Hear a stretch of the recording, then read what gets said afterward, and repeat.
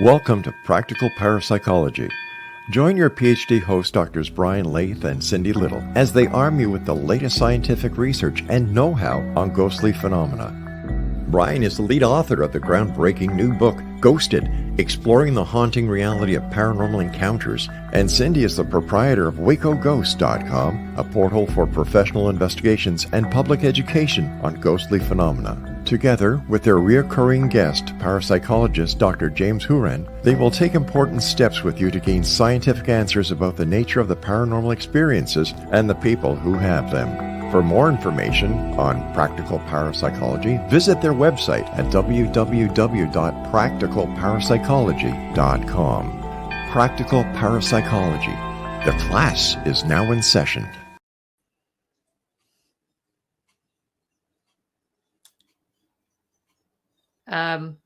Oh, I'm deaf. It's one of those days. It's going to be a rough Friday. Well, Jim's on the show again, so I'm blaming Jim. So that's how we're. Yes, it's my psychokinetic abilities that are just screwing with your presentation ability. Well, welcome to Friday. Hey, everybody. Or it's just Friday. Right? Yeah. Mm-hmm. It's a new Monday, by the way. Friday's the new Monday. Feels like it some days. Welcome to Practical Parapsychology, everybody. I'm Brian and Cindy. And if you're true believers, if you're getting that tingle up your neck and the hairs raising, that's because we have our skeptic, Dr. James Houran, back with us today. And we are going to be doing a little bit of a creepypasta mixed with some survey of strange events analysis today, right? So today we're going to be reading some both haunting accounts, but we're also going to delve into the weird, spooky world of imaginary friends. And we're going to show how the survey of strange events can help you isolate the individual phenomena that is actually contained within people's ghost stories and imaginary friends accounts. So, this is kind of a practical show in the sense we're going to show you how to use the SSE in the sense of isolating those events and seeing what the core phenomena that would be deemed, haunting or paranormal would be. And hopefully we'll be able to show some context in some of the accounts that we read. Although I'm counting on Cindy to use some really crazy voices when she's reading accounts. Yeah, don't hold your breath. I was practicing on the Scottish accent. I'll be honest, I was. I'm not going to do it because it'll be bad. Oh, come on. But yeah. Science takes another giant leap off a cliff. Yeah, well, let's not bring caricatures and cartoons into this. Well, I do have a PhD in Scottish accents. I mean, come on. And no one will ever take that away from you. Yeah, I know. It's mine. It's all mine. But no, the point of this today, guys, is, and maybe you guys have 2 cents on it, is that, we've said several times that haunting events are kind of a tangled ball of yarn when you start looking at narratives in particular. So, part of this, whether you ever want to really use the SSE or not, is, I think there's going to be value in this episode for lay people and ghost hunters in the sense of, being able to separate the story that goes around the events that we would deem to be quote unquote hauntings. Do you have any 2 cents on that? Narrative. That's the key word. It's the word of the week, narrative, because that's how human beings think. Yeah. We are a species that makes sense of our world and communicates that in stories. That's the, no pun intended, medium of choice, stories. And so you can't blame people when they give you an account that is full of drama in theater. It's a story that they're telling you because that's how they make sense of it. So there's a beginning, there's a middle, and there's an end. There's a narrative. However, in that narrative, you strip back the onion layers, are just the facts, ma'am, right? Just there's some core variables. And there is a technique in science called content analysis, where you actually can change verbal information, whether it's written down or spoken, into numbers. And if you have it in numbers, now you can do all sorts of interesting analysis with it, and you can detect patterns that you normally couldn't just by listening to a story. And so that's the major breakthrough that I think that we all had when we developed the Survey of Strange Events, or the SSE for short. It's a way to kind of get at the kernels of just exactly what happened to a person, or what happened to you when you were in that haunting environment, without the story around it. Now, we can also do some interesting things with the story, but looking at just the key elements of what happened, we find some interesting patterns, as we'll talk about later. Yeah. And Cindy, I think you had 2 cents, and you were going to share with the listenership kind of where we got these accounts, what we mean by coding, things along those lines. Yeah, and Jim touched on it beautifully just a second ago there. Yeah, this process is called coding. You talk about the ball of yarn. We're trying to untangle the ball of yarn. And when we can take what we call qualitative data, which is most of the time words, and convert that into quantitative or numerical data, that gives us the ability to infer things about people or events or describe groups of people or events. We call it generalization. We learn things about groups of people through coding. And yes, what we do is we look through these narratives for these patterns, these bits of factual information. And that's what we use the SSE for, because it gives us the guide to go by. It gives us the instruments to use when it comes to untangling the ball of yarn and describing and inferring information about these events and about the individuals who have them. So, all to say, that's what we call coding, and that's why researchers do it. Yep. Let me say something, because I know I'm the skeptic here. But, Mhm. changing words into numbers and trying to decode narratives to understand the core elements of an experience is not debunking. That's not even skeptical. You're trying No. to just learn and understand what Yes. is at the heart of experiences. So it shouldn't be confused over we're trying to demystify or debunk or dismiss those narratives. We're trying to understand them in a way that gets beyond the wrapping to what's underneath. Yeah. Mhm. And of course, the final note to it is there is no such thing, never such a thing as perfect coding, right? Because we think about language being imperfect. Well, sometimes translating sentences to numbers and coding systems isn't always perfect. We may even get in some debates today about how to appropriately code some of these cases. And you need to know that's normal in science, right? We have this debate behind the scenes trying to get the best accuracy when we're trying to create formulas or trying to create tallies of numbers or codings or checklists.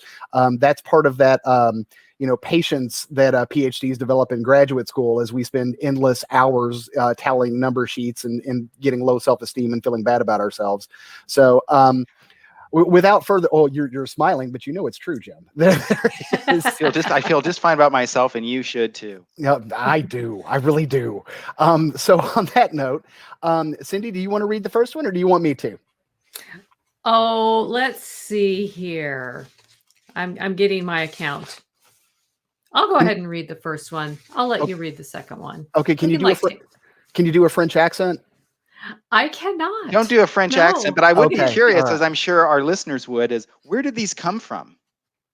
Oh These yeah. came from Reddit. We went on Reddit, and specifically, this was one of our follow-up studies that Jim is going to talk about a little bit later in the show, where we purposefully looked for cases on Reddit or stories on Reddit that described imaginary companions. We will probably refer to them as ICs occasionally as we're going through this episode. So, imaginary companions that seem to have characteristics more like hauntings or something more ghostly or paranormal. And we collected I think it was over 50 cases and analyzed them. Oh no, it was over 100. We did over Was 100. it? Yes. Maybe we narrowed it down to about that many. Yeah. At this point, it's been what, 4 years? Yeah, but It anyway. has. It's been a Oh little yeah. while. I'll Yeah. clarify that Yeah. later, but go Yeah. ahead. Yeah. Oh, Yeah. and Okay. to be clear to the readership before you start, or the listenership before you start reading, we're starting with haunting cases, right? We're going to move into imaginary friends about halfway through the episode. Yes. Okay. So, Do you want me sorry, to go ahead and read the first case? all Okay, here we you. go. All right. On Halloween 2 years ago, I had walked down to my mom's work in spooky makeup at around 1 to 3 p.m. There's a massive hill on the main road in my town that goes to stores and most jobs and stuff, including my mom's job. So when I went home, I had to climb up this hill. When I did, I felt unsettled and alert. I kept looking behind me, but no one was there. I then heard footsteps when I nearly reached the top, and I checked again, but I was still all alone. At the top of the hill is a crosswalk, which I waited at. I was exhausted and drank some water. Then a man came up beside me, unfazed by the heavily inclined hill, which nearly everyone in town gets tired from. He waited for the light with me, and I eventually looked over at him. He was wearing a black hoodie with his hood covering his face and black shoes and pants. I felt uncomfortable looking at him, so I kept my eyes forward, but felt like he was staring at me. When the light changed, he climbed up rocks to the side of the fence and he phased through the fence, then disappeared. I panicked, but tried to make it seem normal.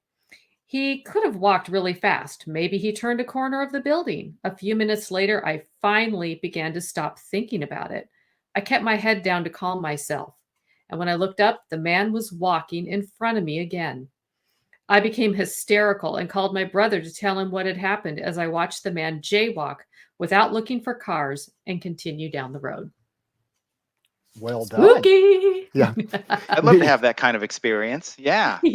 We should have gotten some background sounds for that. That'd have been a good narrative. So, case in point is, you get caught up in that story, and we're not too far. We've got about a minute left, but right off the top of the bat, I saw three. I saw three, actually only three phenomena that would categorize on the SSE. So I had a negative feeling for no obvious reason, like anger, sadness, panic, or danger. Item 17, I heard mysterious mechanical or nondescript noises such as tapping, knocking, rattling, banging, crashing, or quote unquote here, footsteps, right? And then I saw with my naked eye an obvious ghost or apparition, a human form that looked like a living person. Did you guys get anything different? I did not. On this particular account, I got the same exact things. And just a note to our listeners, this is really important in the coding process. It's a very subjective process. And what we're doing is independently rating these stories. And this is what we did on our studies as well. And so this is kind of a demonstration of that. On this particular story, Brian and I, coded it the exact same way, but that's not going to be the case in all of these stories, which is a good thing. Yeah, which actually we're right up to our first break, and we'll talk about how cross-coding is done and analyzed when we come back from the break with Practical Parapsychology.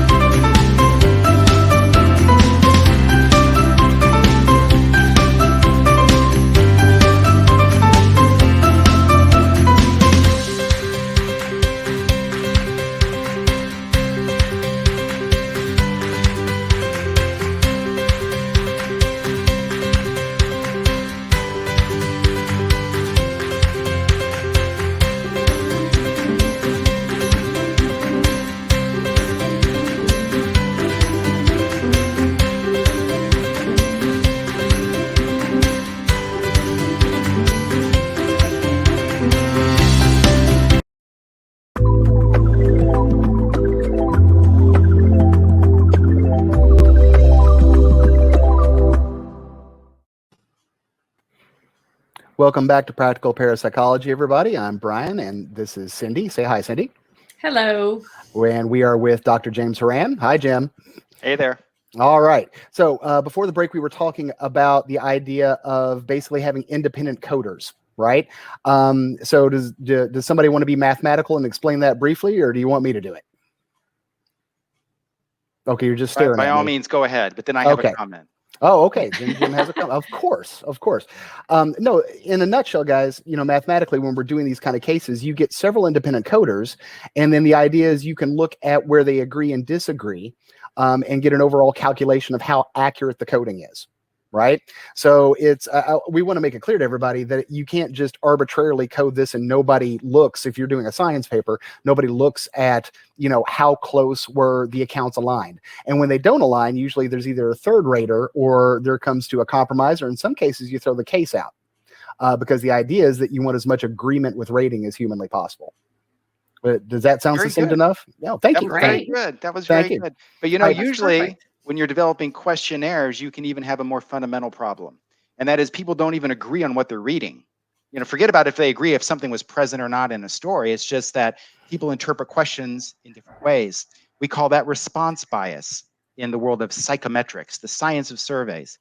And actually, the SSE went through a very rigorous process where we ensure that, one, the reading comprehension was relatively low. Most people can read the sentences, the statements, what you're trying to code for. And then also we found that it doesn't matter if you're young or old, male or female, the basic demographics of the coder, the person answering the survey, does not skew the results. So it's not as if people have wildly different interpretations of, well, what does this question or this statement even mean?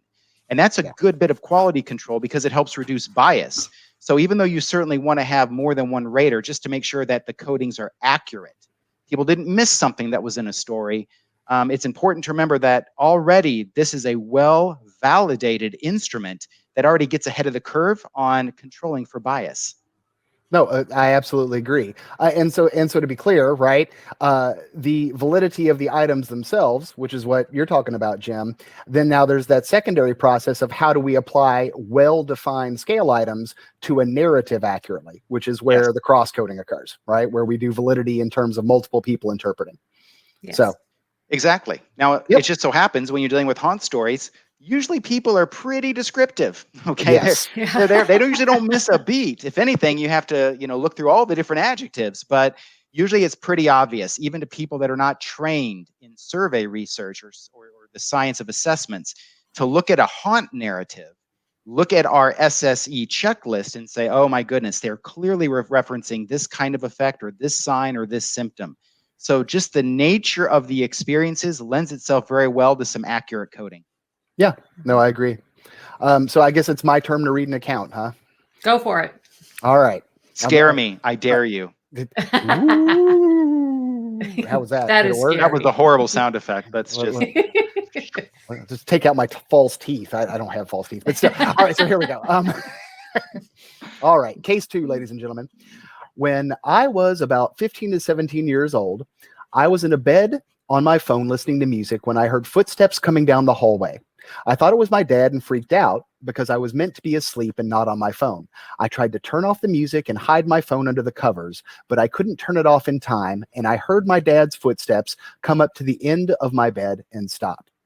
I pretended to be asleep, and then when my dad didn't say anything, I turned on my phone light and peeked over the covers to see if he was gone, which is always a mistake. Instead of seeing my dad at the end of the bed, I see this tall man with dark brown hair and a gray blanket wrapped around his shoulders. He looks like he's been caught in the rain. He's drenched and he's staring directly above my bed. I try to call out to my dad, but I'm laying at a weird angle and I'm kind of whisper screaming at this point, and he reaches his hand out and grabs the top of my foot over the covers. I can move my toes, but I can't pull my foot away, and I'm hyperventilating now.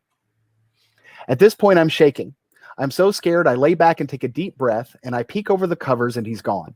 I turn on the light under my bed head and call my friend, super freaked out.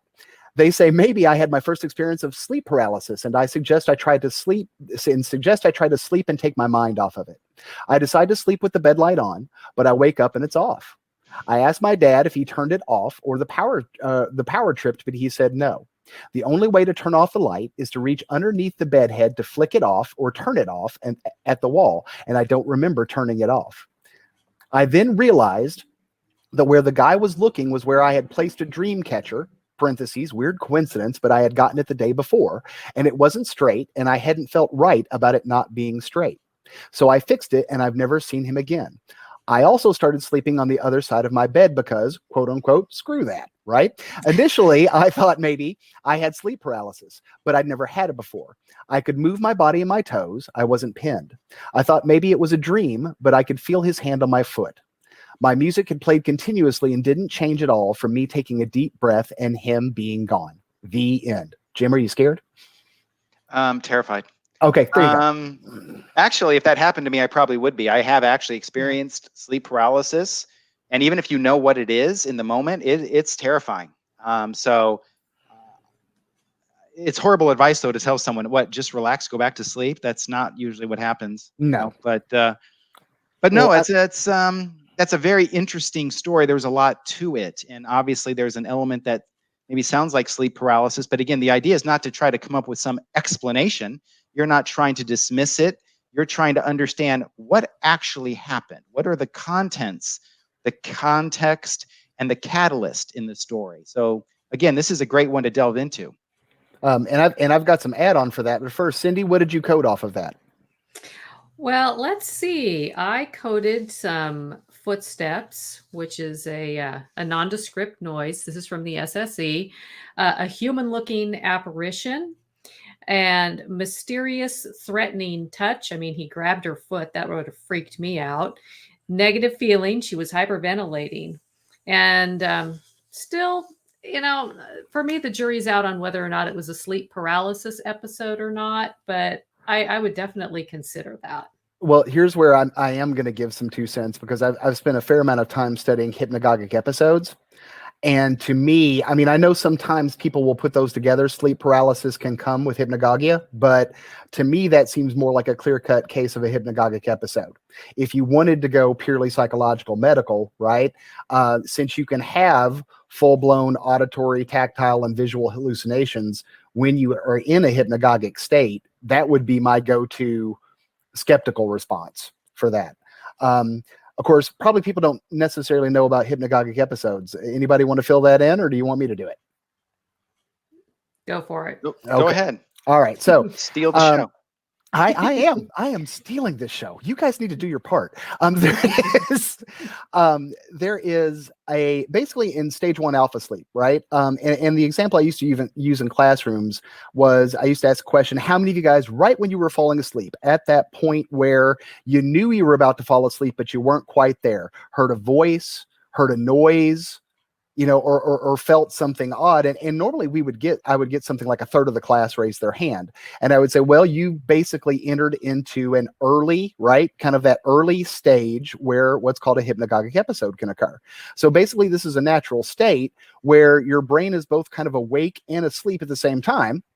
And as a result, you can believe yourself to be fully awake, but since you are partially in a dream state, you can have full-blown auditory, visual, kinesthetic hallucinations that seem very, very real. And again, you won't be aware that you're sleeping or in like a quasi-sleep state. I've had a few of these personally when I was younger. Very good.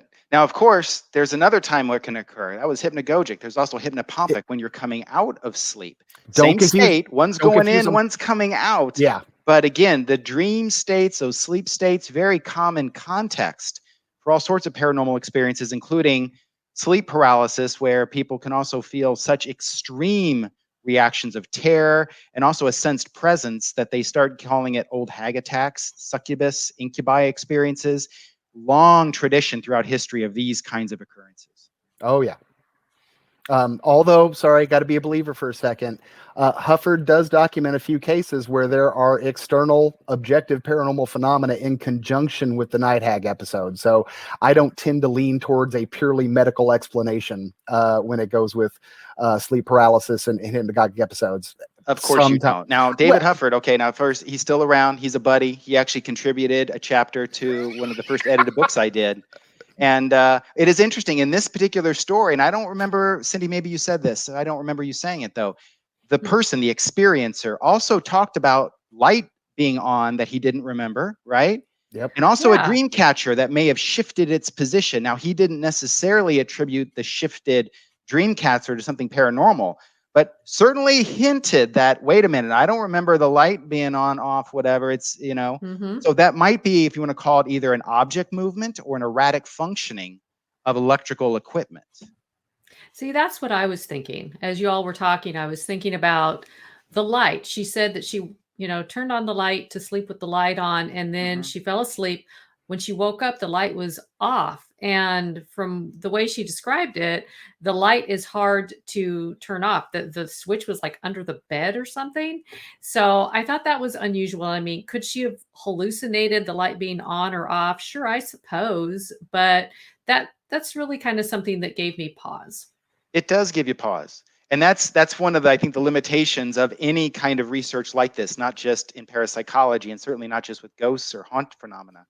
But if you are listening to someone over a podcast, over the internet, or you're reading about their account, you can only code things so far and be accurate.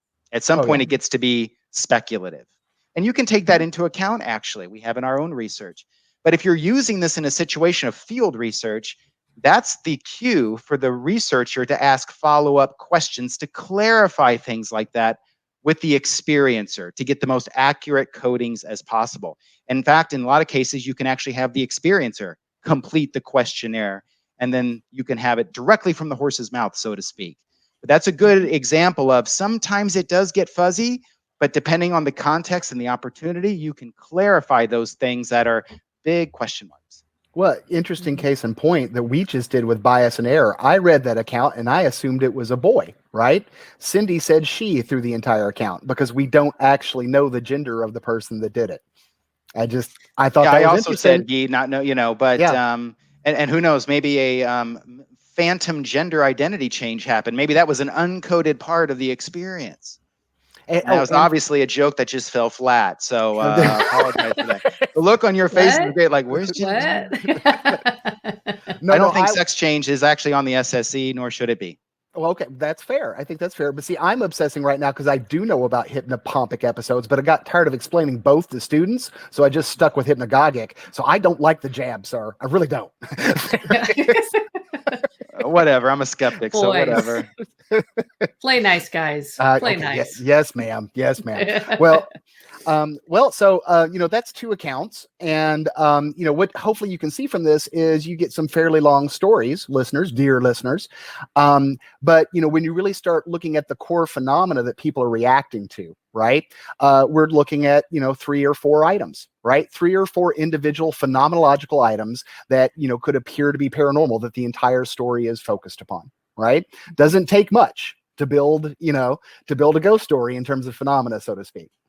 I think we're actually coming close to a break again, so we will be right back after these messages.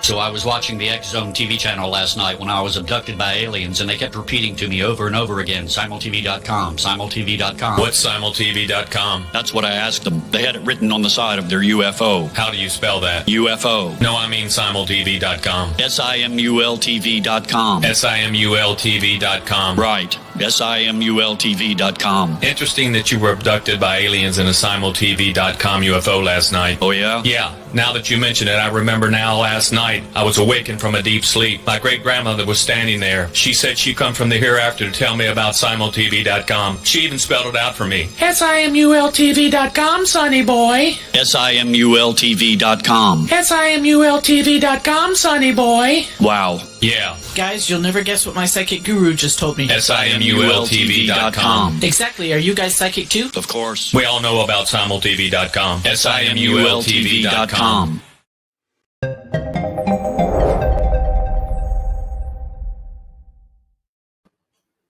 Welcome back to Practical Parapsychology, everybody. And it is about time for me to shut the heck up and let Cindy and Jim talk about how we can take imaginary friend accounts, spooky imaginary friend accounts, and apply the same items of the SSE to said accounts. And so I thought I would let either one of you kind of do an introduction to that before and you know what? I'll even volunteer to read both accounts so you all don't have to worry about it. Just don't read them as if you're a child. We don't need regression hypnosis. We don't need we don't need more drama than there already is. Okay. But actually, this is to me one of the most fascinating studies that we've ever did and published. And there wasn't just one, there were several. I wish I could say this idea was unique to me, to us. It wasn't. I've heard many people speculate that, wait a minute, imaginary friends sometimes have characteristics that go beyond just normal imagination and get downright spooky, sometimes even terrifying, and that there might be something supernatural to some of those experiences. In fact, in the early 19th century, it usually was thought that imaginary friends or pretend friends, we call ICs for imaginary companion, were either paranormal or indicated mental illness, but that there was something clearly wrong here when children started to talk or interact with these invisible characters. And so no one, surprisingly, ever delved into that to see, hey, are some of those experiences something beyond just normal childhood development, beyond more just childhood imagination? Could there be something parapsychological? So we decided to delve into it. And because we had the SSE, that gave us a tool that we could use, because it's fascinating. When you start reading through children's accounts or the parents' accounts of what they saw or heard with their child, of some of these spooky IC experiences, oh my goodness, the actual contents of those experiences often line up really well with what you see on the SSE. But we wanted to go and look at it in a very structured, systematic, scientific way.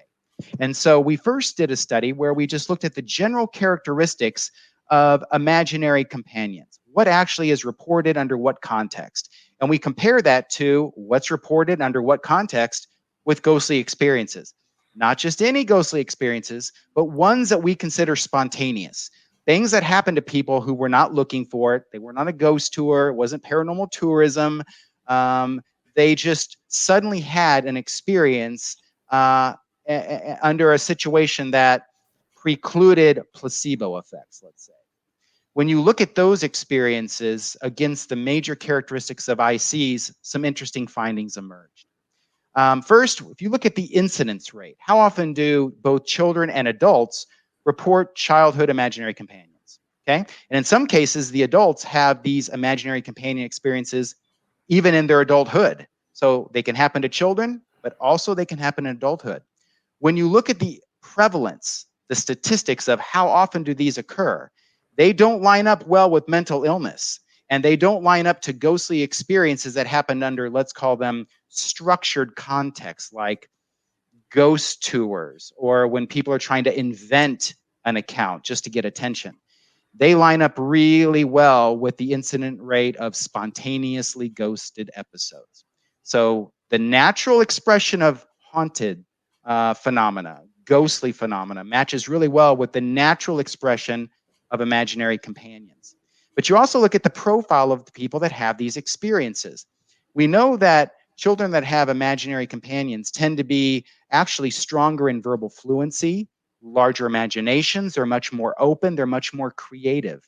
Exactly the same kinds of characteristics we see with people that routinely have ghostly experiences. In fact, both sets of experiences seem to coincide with something that we call transliminality, which has to do with how sensitive somebody is to not only what's happening in the environment, in other words, outside of them, but how sensitive they are to what's happening inside of them, physically and psychologically. So these are just ultra sensitive people. Childhood companions often have an auditory component. People are talking, they're interacting with this invisible being. Well, you see that quite commonly in ghostly episodes. It's not the first thing that people report, but it is one of the early signs or symptoms that something is happening that might be ghostly. But then childhood imaginary companions, as well as the ones that happen in adulthood, it's not just about what they hear. There's all range of sensory modalities involved in these. People sometimes say that they see something, they feel a presence or maybe being touched. So it's not just something that people hear. It involves many different senses, including a sense presence where they feel like they're just simply not alone. You see the same sets of symptoms, generally in the same order, with ghostly episodes. And where it gets really freaky is there's a difference in childhood imaginary companions. There's generally two types of experience. There's one called the shallow. which in other words, very super imaginary friend, very superficial. The person, the character that child is interacting with, or the adult, is basically a carbon copy of themselves. So there's not much creativity there. It's under the control of the person having the experience. They can turn it off and they can turn it on. But at a certain level, it stops being shallow and it turns into what we call a deep IC. Deep meaning, oh my goodness, this character, this imaginary companion seems to have a personality of its own and a will of its own. And in fact, sometimes it can be a bully, and it can start to direct or try to take over the attitudes or behaviors of the person that you think would be in control, that living person, that child, that adult. We call that independent agency. And you also see that in ghostly episodes. In fact, we did a follow-up study where if you look at those experiences that people talk about spooky childhood experiences, those ICs that are very shallow are almost always explained away as imagination. Certainly nothing paranormal. But when you look at those experiences that people talk about in paranormal terms, it almost always has that element of independent agency. This being, this character, was separate from the child, separate from the adult, and it was acting on its own, and it was trying to actually influence the behavior of the person having the experience. And that is where things get really interesting and really spooky. And if that isn't enough, you can congratulate me, because we just had a new study published in a journal called Psychological Reports, a mainstream journal, where we looked at the structure over time of these spooky imaginary friend experiences. And we found out that transliminality leads to higher creativity, which leads to ghostly experiences, which leads to other entity encounters. In other words, it doesn't just stop with the child being creative, but then they seem to what? Create a spooky childhood friend. That spooky childhood friend then decides to go on their own, have their own personality, their own behavior, but then the child experiences something beyond just a ghost experience. They'll start seeing things like elves, fairies. They'll start feeling other kinds of presences that go beyond just the one character. So we actually have some scientific evidence of the evolution of these things, and it kind of confirms our early hypothesis that some childhood companions are something more than just imagination. They take on elements that go into at least deep psychology, if not parapsychology. So sorry to monopolize, but it's so exciting. Cindy, anything to add before I read this first one? About the only thing I would like to add is there was some information in the follow-up study about personified objects, which children will take like a favorite, I don't know, stuffed animal or something, and give it, personal characteristics. They give it a name and a personality, etc. And what I thought was interesting was that these can be used for focus objects, for possible psychokinesis that can, for lack of a better word, jump into the environment and be experienced by others. And I just thought that was really, really fascinating. Well, and I'll add, because I want to make sure we get this first one read, but I'll also add that in those studies that we did, there were a sizable percentage of people where the parents witnessed some of the phenomena in addition to the children. So the idea that all of these cases were simply, purely internal to the individual or only experienced by the child that was having the imaginary friend, I want to say it was about 1 in 5 where psychokinesis, objects moving, things along those lines were noted or at least witnessed by the parents as well. So, there's definitely a factor of spooky in this, or simply not, like a really clear-cut answer. But that having said, let me put on my best childhood voice. Hello, Jim. This is my child. He did exactly what I told him not to do. I know exactly. I won't do it. He's just a nonconformist. I know. So here, I think he has conduct disorder or something. This is. Go ahead, Brian, please. Right, oh God, go ahead and scare me. You actually have a shot, because ghost stories involving children are always more frightening than the ones involving adults. Absolutely. Right? So go ahead. Try to scare me.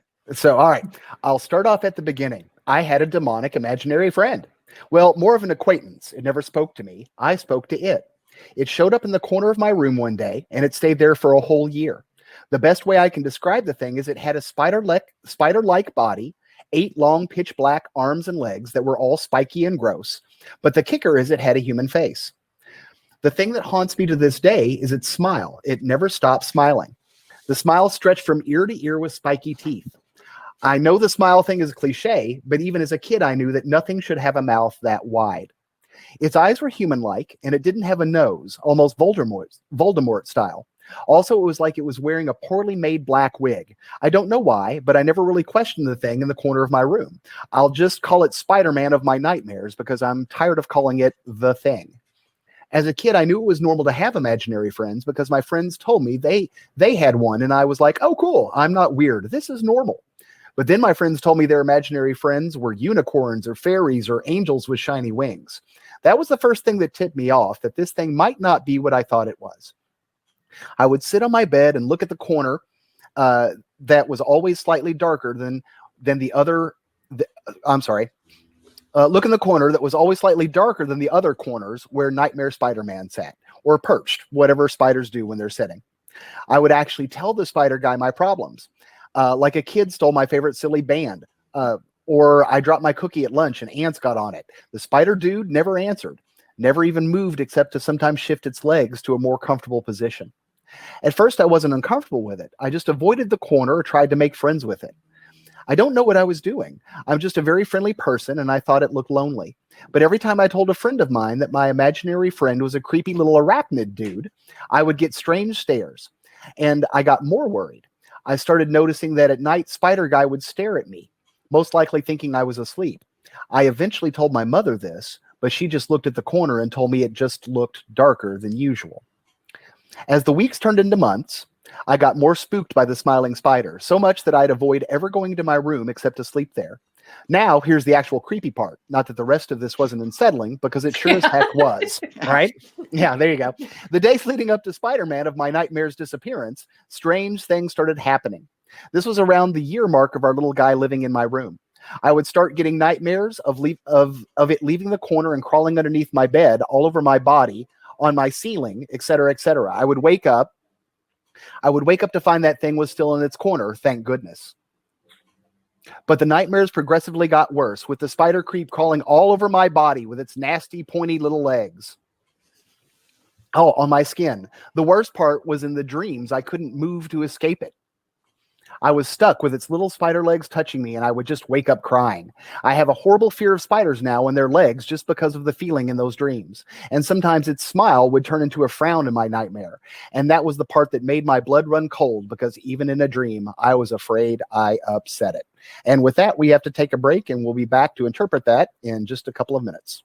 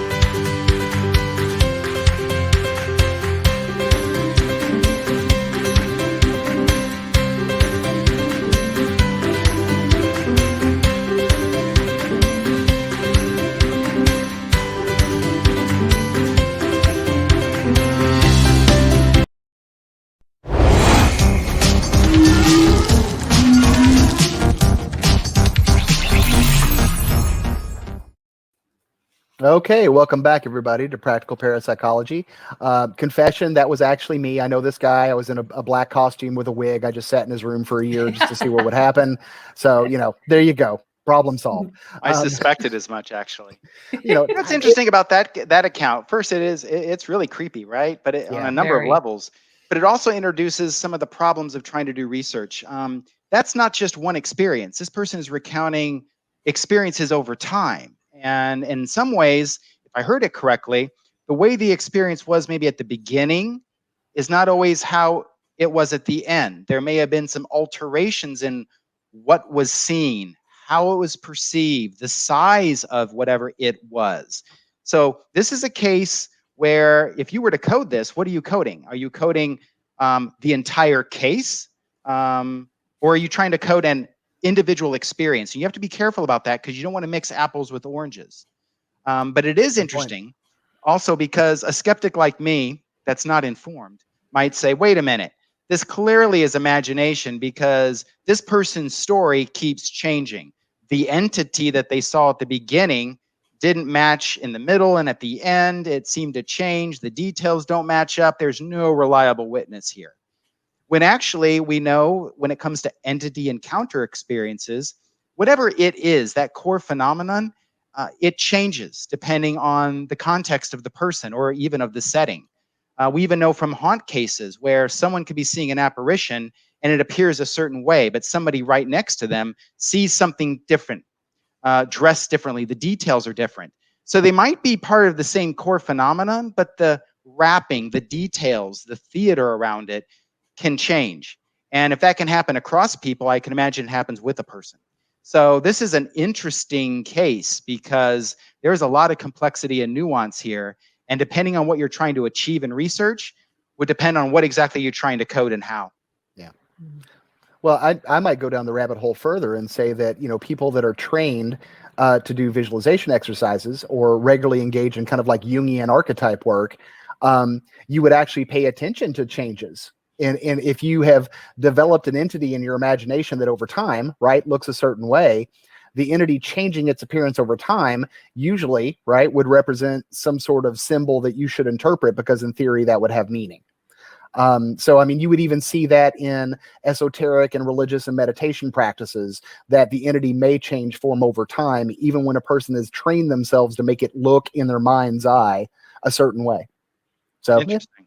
2 cents Although there. I don't know if we even need Jungian archetypes here because, again, maybe this is me being skeptical, okay? But as I heard that story and the changing of this spider figure, the person made it very clear, I think, where at least part of the source material came from. That doesn't dismiss or debunk the unusualness of the experience. But this person references Spider-Man, okay? And there is a foe to Spider-Man known as Venom, Yep. which is black. It has a grin that goes ear to ear. It can open its mouth. It's part spider, part person. It's not friendly. It can be quite terrifying. And so, I mean, when I was listening to that, I went immediately to Marvel movies. Like, wait a minute. Yeah. This sounds a lot like comic book kind of material in a character that maybe was then adapted, molded, modified. But I saw Venom, the character of Venom in that story, and then it got more spider-like as the series of experiences went on.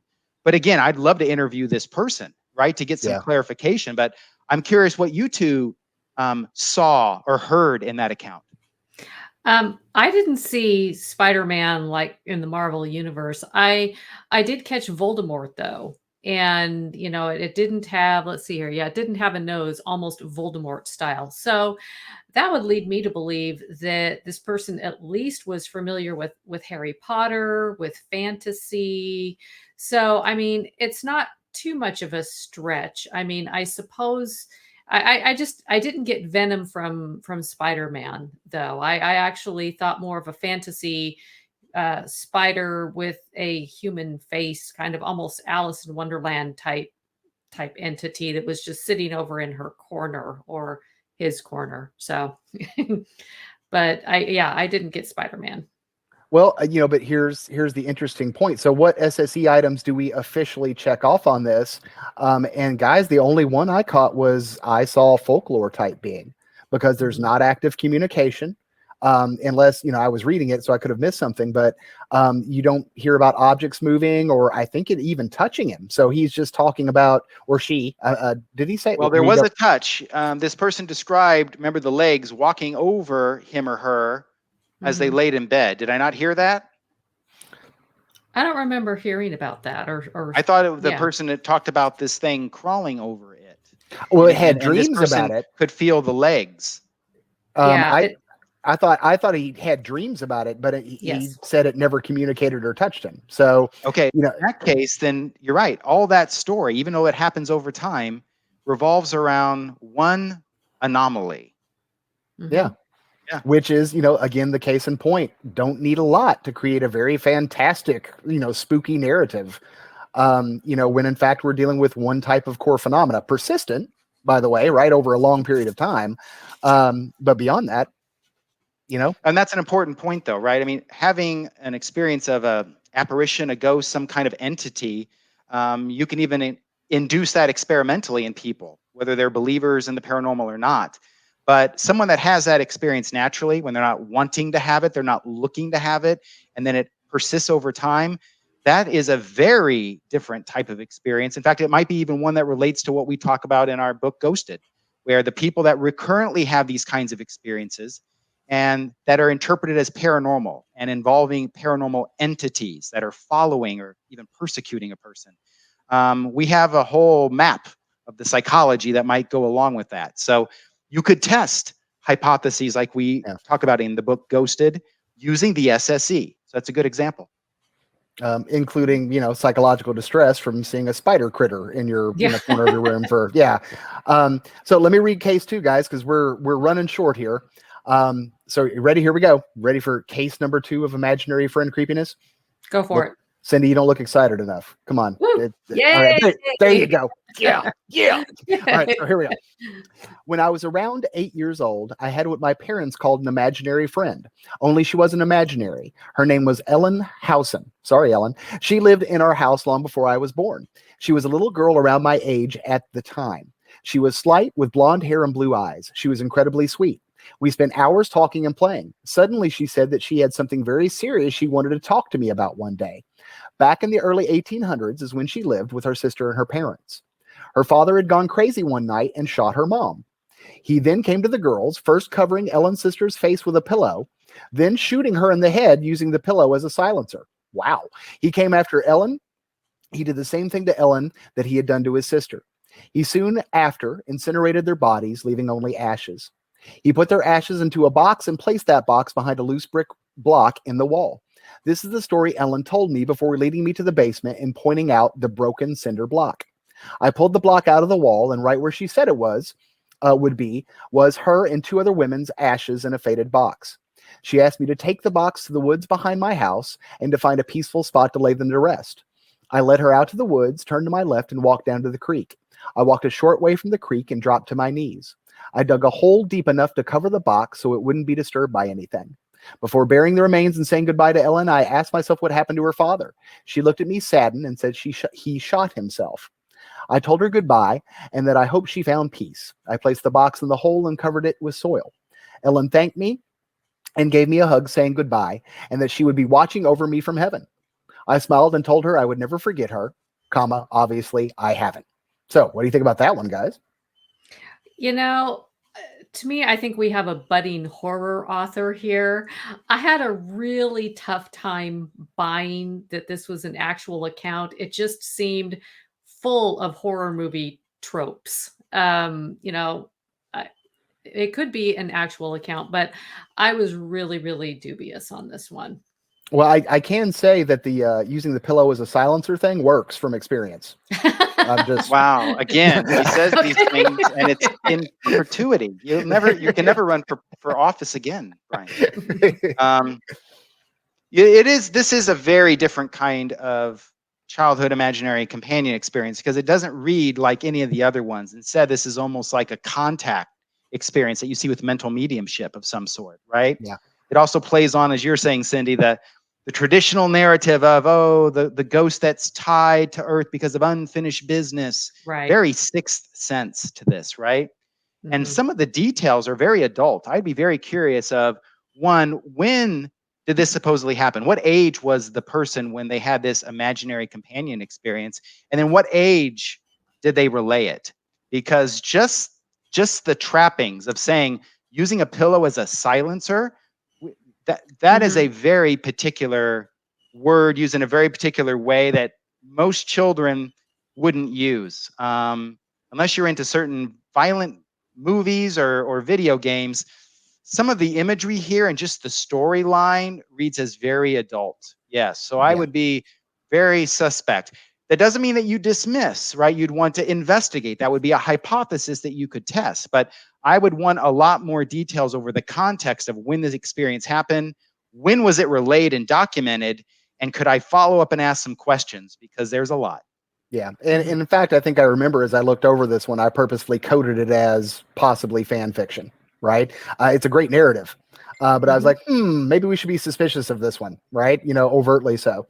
But there still is the point, though, that even spontaneous ghostly episodes where people aren't looking for something to happen, they don't necessarily want it to happen, that doesn't mean that that person is some independent, objective witness to events. I think if there's something that we've found in all of our research, it's that people that experience hauntings in whatever form they may take, they're not passive witnesses. Witness is the wrong word. They actually contribute to their experience. Sure. They contribute to when it happens. They contribute to the details of the experience.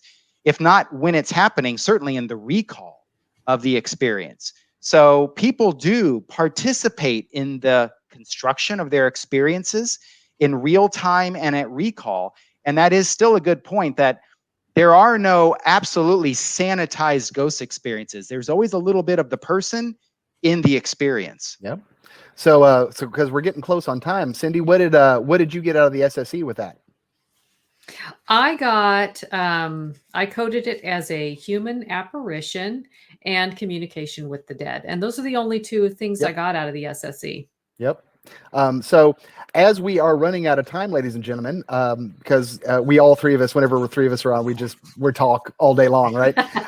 We're like, no, give us 2 hours. But no, the take-home message, guys, from looking at these accounts, we did 4, we did 2 hauntings, and then we did 2 imaginary friend accounts. But notice that they're not chocked full of SSE items. Some of them can be, but again, kind of the key take-home is we have to separate the story from the core events. I think that for lay people, that's what's important. Pick out those actual, quote unquote, paranormal details, so to speak. And usually there's a huge difference between what actually happened and people's telling of what happened. There's a huge gap there. And science is concerned with both, but it starts with understanding the core events. Okay. Well, any last words, ladies and gentlemen? I don't like the phrase last words. Sounds like something's going to happen to me after this broadcast ends. You can take a pillow with a gun, and it'll work as a silencer. As a silencer, You know who I want to be a silencer. This is what you're doing, and this is what I want you to do. No, but we should also make sure that on our website, practicalparapsychology.com, that we give references specifically to the studies on the imaginary companions and the spooky elements they have. We encourage people to read more about it because it is a fascinating and it's a really underappreciated aspect of parapsychology. Yep. No, I agree. And I'll try and get that up for right after this episode. So, ladies and gentlemen, I thank you for listening to all of us, and Jim, thank you for coming on. Cindy, thanks for putting up with me as always. Always. And we will see you next week for more fun talking about the SSE on Practical Parapsychology.